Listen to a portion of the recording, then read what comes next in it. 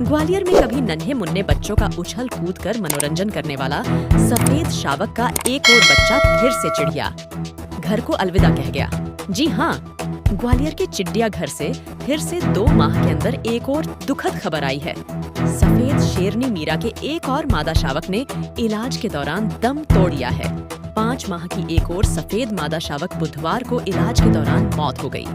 मादा शावक बीते एक सप्ताह से बीमार चल रही थी।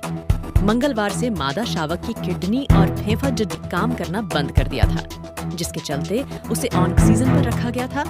लेकिन बुधवार दोपहर में उसने अंतिम सांस ली।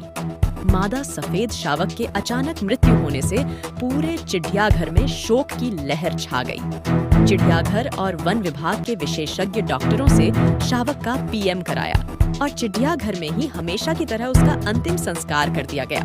लेकिन 2 माह के अंदर लगातार 2 सफेद शावक की मौत से पर्यटकों को भी आश्चर्य में डाल दिया। शावक की मौत कैसे हुई, क्यों हुई, इससे चिड़ियाघर के कर्मचारियों पर भी सवालिया निशान खड़े हो गए हैं।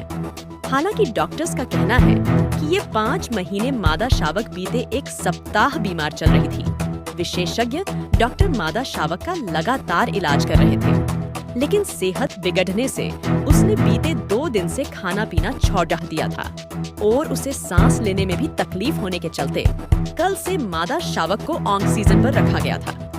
आज मादा शावक के फेफड़े और किडनी ने काम करना पूरी तरह बंद कर दिया था, जिसके चलते उसने दम तोड़ दिया। प्रारंभिक तौर पर विशेषज्ञों ने शावक की मौत की वजह लंग्स और किडनी फेल होना बताया है। वही मादा शावक की मौत की विस्तृत वजह पीएम रिपोर्ट में सामने आएगी। विशेषज्ञों द्वारा परीक्षण के बाद मादा शावक का अंतिम संस्कार चिड़ियाघर में ही किया गया। आपको बता दें कि इस मादा शावक को चिड़ियाघर की सफेद शेरनी मीरा ने जन्म दिया था। मीरा ने अप्रैल महीने में कुल 3 शावकों को जन्म दिया था, जिनमें से एक मादा शावक की मौत 21 सितंबर को हुई थी। वहीं आज दूसरी मादा की मौत हो गई। जब इस बारे में वरिष्ठ विशेषज्ञ से बात की तो उन्होंने बताया, क्या कारण रहा सर, 1 महीने में 2 शावकों की मौत हो गई? ये जो अभी शावक जो पिछले 8-10 दिन से बीमार चल रहा था, तो इसका जो उपचार चल रहा था और जो लेबोरेटरी जांच हुई, तो लेबोरेटरी जांच में ये पता लगा कि इसको काफ़ी सीवियर अनीमिया था और वही धीरे धीरे आगे बढ़ता गया।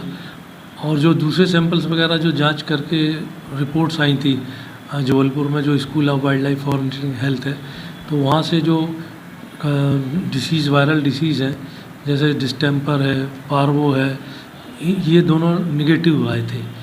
पर जो शावक था वो काफ़ी एनीमिक था, तो उसका ये सिम्टोमेटिक इलाज चल रहा था और धीरे धीरे वो जानवर कमज़ोर होता गया। खाना पीना उसका पहले से ही बंद था, तो फिर उसको ड्रिप के माध्यम से न्यूट्रिशन और दवाई दी जा रही थी।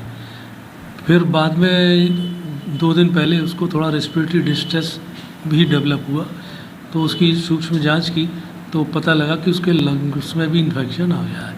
बच्चों में लंग्स में इन्फेक्शन आ जाता है तो थोड़ा सा मामला काफ़ी कठिन हो जाता है और सर्वाइवल रेट भी काफ़ी कम हो जाता है और अंततः फिर वो किडनी प्रॉब्लम और रेस्पिरेटरी फेलियर से इस शावक की मृत्यु हो गई। तो सर इसके लक्षण पहले से नज़र नहीं आते? नहीं, ये जो लंग्स के लक्षण थे ये पहले से तो नहीं थे, ये धीरे धीरे जैसे जैसे कमजोरी बढ़ती गई वो उसके हिसाब से ये आए। तो इस शावक की जो मृत्यु हुई है उसमें मुख्यतः जो इमीडिएट कॉज ऑफ डेथ है उसको हम इसमें रेस्पिरेटरी फेलियर बोलेंगे, लेकिन एसोसिएटेड जो फैक्टर्स थे वो एनीमिया भी था और किडनी फेलियर भी था। तो इसकी पोस्टमार्टम की जो रिपोर्ट है वो आ चुकी है? पोस्टमार्टम की रिपोर्ट बना ही रही है और जो मैं आपको बता रहा हूँ ये पोस्टमार्टम रिपोर्ट जो थे उसी के आधार पे मैं आपको जानकारी दे रहा हूँ। हाँ, जितनी भी इम्पॉर्टेंट डिसीज़ हैं उनकी रोकथाम के लिए हर जू में उपाय किए जाते हैं और वैक्सीनेशन भी किया जाता है। तो यहाँ भी हर शावक को या बड़े जो जानवर हैं सबको टीकाकरण का कार्य हो चुका है। लेकिन एक जानकारी मैं आपको बता दूं कि जो जितने भी सफ़ेद टाइगर हैं पूरे विश्व में वो सभी अपने रीवा स्टेट में जो मोहन पहला जो टाइगर था सफ़ेद उसी की औलादे हैं। तो ये एक तरह से अपन कह सकते हैं कि ये विश्व में जितने भी टाइगर हैं सब मोहन के वंशज हैं। तो ये जो जितने भी वाइट टाइगर हैं ये इनब्रीडिंग से डेवलप हुए हैं। तो इस इनब्रीडिंग के कारण वाइट टाइगर्स जो भी है इनका जो डिसीज रेजिस्टेंस है वो काफ़ी कम है। इनके लड़ाई मतलब बीमारी से लड़ने की क्षमता काफ़ी कम है। तो ये बहुत जल्दी बीमार भी होते हैं और बीमार हो जाते हैं तो थोड़ा मुश्किल में ठीक होते हैं। अभी सर जो येलो शार्क हैं जो उनमें कुछ ऐसी डिसीज वगैरह देखी गई है क्या?